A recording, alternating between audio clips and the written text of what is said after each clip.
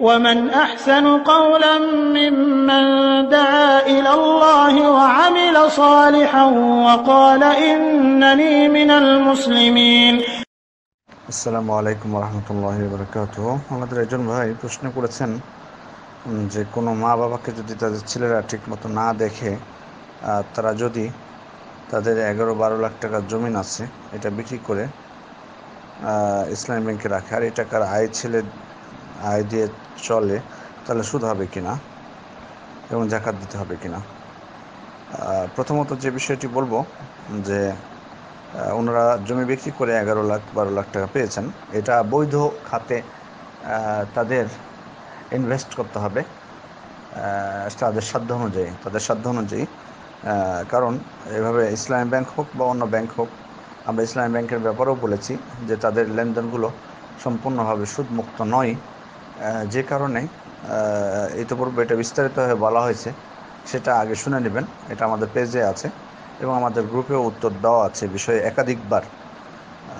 সেজন্য সেটা পুনরায় আবার বলার কোনো প্রয়োজন মনে করছি না।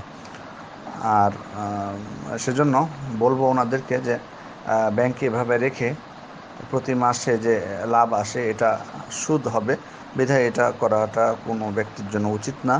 এবং তারা সাধ্য অনুযায়ী এই টাকাটা ব্যবহার করবেন। সেটা নিজেরা যদি ব্যবসা করতে অক্ষম হন, আপনার মুদারাবা যেটি অন্যদেরকে ব্যবসা করতে দেওয়া, সেটিও তারা করতে পারেন এবং সাধ্য অনুযায়ী তারা তাদের উপার্জন করবেন, এটি তাদের জন্য উচিত। অনেকে আমরা এটা এতই সহজ নিয়ে নিয়েছি যে বসে থেকে খেতে চাই, কষ্ট করতে চাই না। কষ্ট করতে হবে, এত সহজ না বিষয়গুলো। প্রায় কষ্ট করতে হবে, হালাল উপার্জনের জন্য কষ্ট করতে হয়। যারা পৃথিবীতে হালাল উপার্জন করতে চেয়েছেন তারা কষ্ট করেই করেছেন।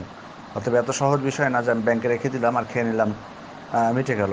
এত সহজ পদ্ধতি সবসময় অবলম্বন করা বা খোঁজা, সহজ আমরা খুঁজবো এটা ঠিক, কিন্তু জাস্ট শরীয়তের অনুকূলে হতে হবে, শরীয়ত বিরোধী যাতে না হয়। আর জাকাত যদি ব্যাংকে জমা থাকে, টাকা কারো নিছক পরিমাণ 1 বছর থাকে, তাহলে তাকে জাকাত দিতে হবে। আসসালামু আলাইকুম রহমতুল্লাহি ওয়া বারাকাতুহু।